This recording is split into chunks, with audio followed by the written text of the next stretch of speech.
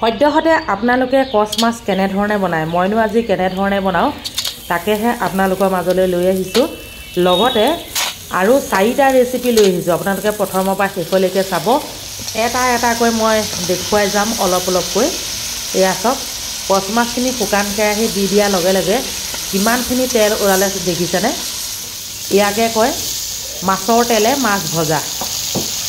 পিঁয়াজখিনি দি দিলোঁ, মাছখিনি মানে ছাইড কৰি লৈছোঁ আৰু বিলাহী দি দিলোঁ, অকণমান সময় ভাজি এয়া চাওক গৰম পানী অকণমান দি দিলোঁ, উতলি আছে। আদা নহৰু আটাইখিনি দি দিলোঁ। বেলেগ এটা ৰেচিপি বনাবলৈ লৈছোঁ।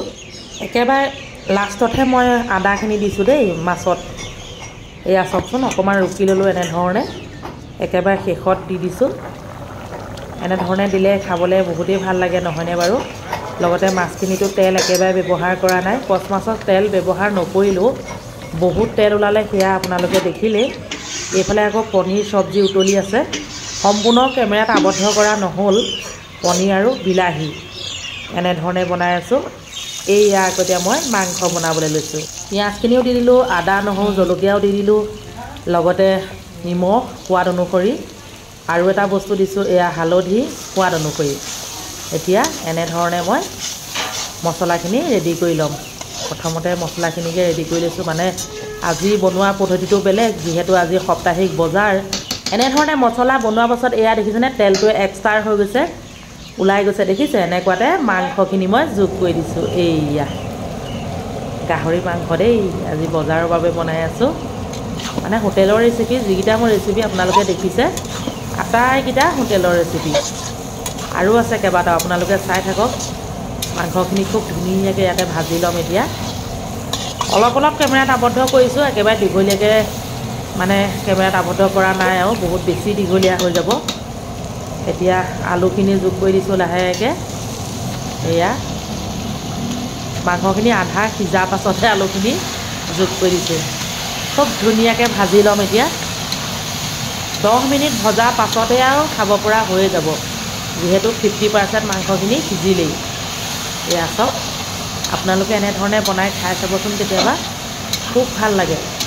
মানে চৰ্বিবিলাক ধৰক গলি নাযায় এনেধৰণে বনালে, আগতীয়াকৈ যদি মছলা ৰেডি কৰি বনায়। এয়া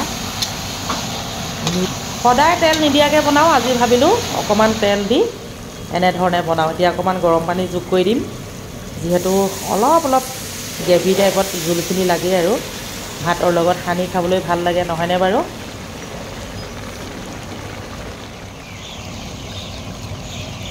অলপ গ্ৰেভি টাইপত বনালে আপোনাৰ মাংসখিনি মানে দেখিবলৈ ধুনীয়া হয়। এতিয়া দিলোঁ মানধনিয়া পাত দি দিলোঁ। মানধনিয়া পাতখিনি আকৌ পটককৈ নিসিজে, আপোনালোকে লক্ষ্য কৰিবচোন। এইয়া কেনেকুৱা লাগিছে দেখিবলৈ জনাব দেই, পচন্দ হৈছেনে আপোনালোকৰ? এতিয়া পিছে ৰাতিপুৱা 7টা বাজিছেহে। আমি 7টা বজাতে ৰেডি কৰিব লাগে, যিহেতু সাপ্তাহিক বজাৰ চলি আছে। ভাত বনাবলৈ বতোৱা পানী বহাই থৈছোঁ। এয়া পৰঠা চব্জি, বুট দালি, ৰাজমাহ এনেকৈ দি পেলাই বনাইছোঁ। এতিয়া বনাবলৈ লৈছোঁ বন্ধাকবি শুকান ভাজি, হোটেলৰ বাবে দেই। তেল প্ৰায় গৰম হৈছে আৰু জলকীয়া, পিঁয়াজ, শুকান জলকীয়া আটাইখিনি ইয়াতে যোগ কৰি দিলোঁ। লগে লগে বুটখিনিও যোগ কৰি দিলোঁ। এতিয়া অকণমান সময় বুটখিনি ভাজি ল'লোঁ। প্ৰথমতে বুটখিনি ভাজি ল'লে ভাল আৰু। এতিয়া বন্ধাকবি যোগ কৰি দিছোঁ।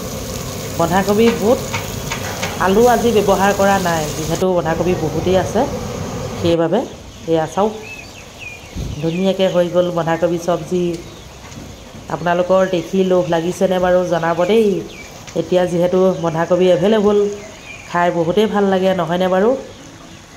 এইফালে মই বনাই আছোঁ দালি যেতিয়া আপোনালোকে কেৰাহীত বা বতোৱাত বহায়, এনেধৰণে কিবা হাতাৰে হওক বা কিবা, আমি বাৰু এইটো মগ বুলি কওঁ, দালি মগ, এনেকৈ ভৰাই থ'ব।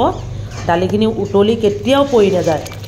সেয়া দেখিছে নাই, দালি সিজি আছে, উতলি আছে। এনেকৈ হাতাখনেই হওক বা এনেকুৱা কিবা এটা বস্তু এনেকৈ ভৰাই থ'বচোন। এতিয়া দালিখিনিত মই হালধি নিমখ জোখমতে দি দিলোঁ। এইফালে কেৰাহী এটা পাতি দিলোঁ, পাঁচফোৰণ দি দিলোঁ। পাঁচফোৰণ দি নহৰু যোগ কৰি দিলোঁ। মই মানে সদ্যহতে দালি সদায় এনেধৰণেহে বনাওঁ। বিলাহী দি দিলোঁ। বিলাহীখিনি অকণমান হাতাখনৰ সহায়ত থেকেচি ভাঙি দিছোঁ।